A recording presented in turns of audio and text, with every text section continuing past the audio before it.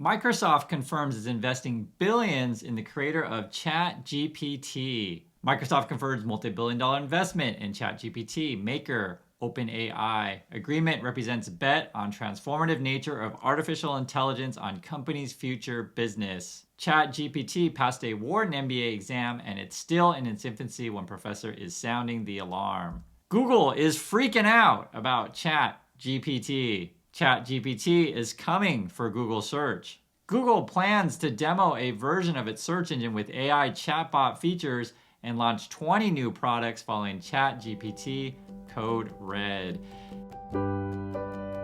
Hey everyone, this is Chris. Welcome back to the channel. It is a crazy time to be alive because it looks like the robots are the leading contender for wiping out the human race. Before, it was the zombies. Before that, it was the monkeys. And it looks like it's probably going to be the AI. One thing that is interesting about this, you guys have been following this story, as we said in the headlines, Microsoft's putting a whole bunch of money in this. So the sort of rumor mill is saying $10 billion. No one knows for sure because it hasn't been made public. This is just according to sources inside. Microsoft's basically said publicly that they're investing over multiple years. Again, this is just an estimate. Who knows what the actual amount is, but we're talking about a lot of money, right? $10 billion in this thing. I was looking at this chart here, and this is showing, this is coming from Microsoft, is this showing that they've been involved with this kind of stuff for a long time. Since 2016, you guys can see this here. They started working on, getting AI to read human text, getting AI to sound like a human sort of stuff.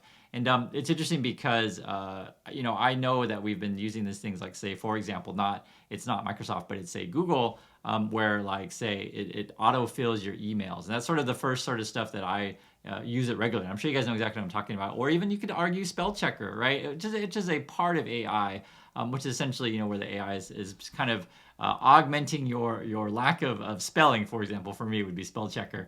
And it's interesting because one of the things that's unusual about this situation is the OpenAI thing has a capped profit thing, capped profit company. I had to look this up because I just haven't heard of something like this before. The basic gist of it is they're saying when people invest in this thing, you'll cap your returns at 100 times their initial investment.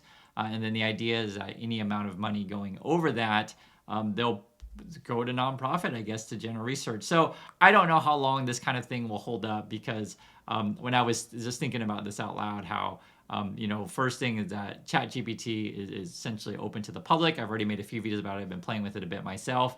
I just think this is the big story of the year as we go forward. And one of the things that has always been funny to me to where, and I get it, guys. I really get it. Like, the Tesla pumpers and stuff like that. And I always mention Tesla because that's a real popular thing to talk about.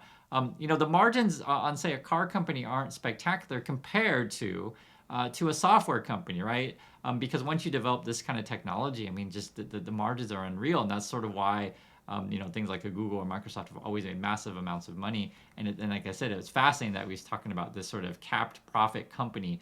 The other thing, too, which is interesting, and it's a true story, I just got an email yesterday from a sort of competitor to ChatGPT saying, hey, Chris, we review our company, stuff like that. Point being is I think there's going to be a lot of competition in this space. Just right now, Microsoft is going heavily into this kind of thing with OpenAI. The other thing, too, which is interesting, I'd love to hear from any coders in the community. This is just another example of how AI can be used. What this is, and I'm not a coder, so I'm not qualified to say, hey guys, this is spectacular, but I have looked at this stuff a bit, and basically what this is this is like an AI can help you basically finish your code. So you kind of start writing the same way, say for example, you're writing an email, and then the AI can just go in and just finish the rest of your code. So this is like GitHub on Copilot is what they're calling this thing. And again, if we have any coders, I'd love to hear you guys' thoughts on this thing. How good is the code, stuff like that. I'm just not qualified to, talk about how good code is. But I'd love to hear from people who are more qualified on this. And I just think this is the future. And one of the themes that we're going to be going also in this year is also layoffs, because I think heavy investment in AI is just ultimately replaces people because people become more efficient, right? The same way that, say, in the past, if I was a CEO, I would need a secretary. I would just talk, and the secretary would, write up my former speech, and then clean up all the grammar and spelling. But now, AI can do that the same way with code now. it's pretty crazy how it can clean up your code. Regarding layoffs, for example, the Winklevoss twins over at Gemini, they're saying they're laying off yet another 10% of their workforce. This is in the crypto thing. And it's funny because there's a lot of crypto bulls out there, kind of like the Tesla bulls, that were all pumping that thing. And for me, there's certain things I didn't really like, just wasn't excited about, right? I'm just not excited about crypto or Tesla. However, I'm just telling you openly, I am openly excited about OpenAI. It's funny I said open twice, but it's true. I just think that's a thing, and it's because I think because we all saw it coming. At least I did, and maybe it's because I grew up with the movie Terminator and that kind of stuff. We just knew that this was the future, and I guess our bet now is Microsoft is going to be the next Skynet or in the running for that. It's interesting because Google. They were saying the report out that Pichai was saying that the cuts could have been much worse. And again, I'm relating this to AI because I think it's related. The other thing too, you're also dealing with, we talked about in an earlier report, to where when we're all going remote, essentially you can hire anyone from around the world. So you're going to see jobs essentially evaporate because cheaper labor somewhere else, and also replaced by AI. Spotify is also cutting jobs, 6% is what they announced. This was an interesting one because the first thing that came to my mind is that they overspent on the Joe Rogan podcast. If you guys remember this thing, and the reason why I mentioned this one is because there was a time during the pandemic where it was like, Netflix and Disney streaming and then, Spotify and sort of all these announcements that were investing huge amounts of money in, streaming because the content is the future. And like the Rogan deal was rumored was $200 million. I mean, it's like really quite a bit of money. So from Rogan's point of view, yes, take the money. Absolutely 100% take the money. But at the time, now that we see that, say, Spotify's laying off, it's just an emblematic of how many companies invested and were aggressive in certain kind of things. Whereas, in my opinion, AI, I just think that's a feature. So, if I'm going to invest a ton of money, I'm not investing in Joe Rogan. I'm investing in robots and in AI. Speaking of which is really interesting, there was a thing coming out of Stanford. I mentioned the Wharton MBA, the AI passed the exam.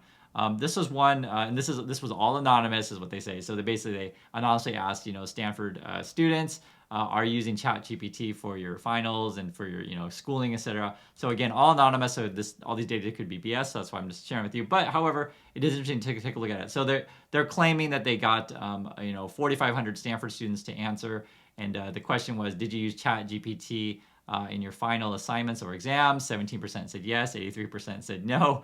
And again, who knows how accurate this is because it is anonymous, but for me personally, I don't know if I'm answering this thing. And what did they use it for? But, let's look at the numbers anyway, it's fun. 59% use it for brainstorming. 29% said they were using it to answer multiple choice questions. 7.3% said to help them with edits, and then 5.5% for written materials. Also, too, this is an interesting question. I think this one is a really interesting one. Do you think that using ChatGPT is a violation of academic honor code? So 31% are saying yes if it's used for more than just ideas. Yes if you use it all, that's at 22%. And then yes if submitted with no edits is 21%. So this is going to be a long-running debate on where does this AI fit in our lives. I mentioned, company stuff. I think it's going to replace people. Students is an interesting one because something that I've mentioned several times. I was a professor for 10 years, and I can just tell you guys there's going to be a wider gap between educated and uneducated, and unfortunately the rich and the poor. This is going to be a wider gap because with these new efficiencies, it's just going to replace people. Google is already, sort of like ringing the alarm bell that they say /code red. And sort of there's been meeting with high-level executives and stuff like that to sort of what to do. And a couple of the things that were brought up, I thought was fascinating to talk about is going forward is governing AI regarding copyright issues, also privacy, and essentially sort of how we manage data. I know for the Twitter pumpers out there, you would love to talk about free speech, but I'm just saying that all of these things are really complicated because we haven't really had to deal with this kind of technology.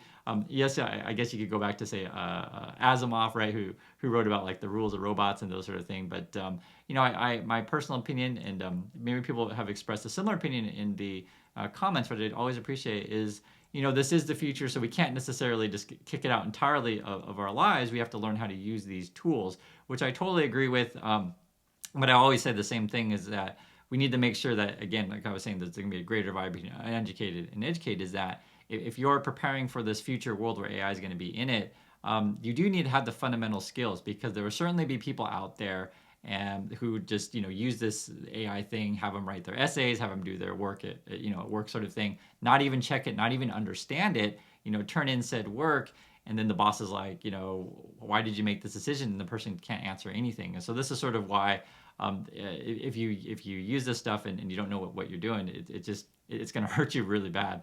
The other thing too, which I was thinking about as well, is that this is also going to raise the bar of sort of like minimum of what sort of skills are required of people at work. That's why I said there's gonna be a greater gap between educated, uneducated, rich and poor, because just the minimum bar of how to do things.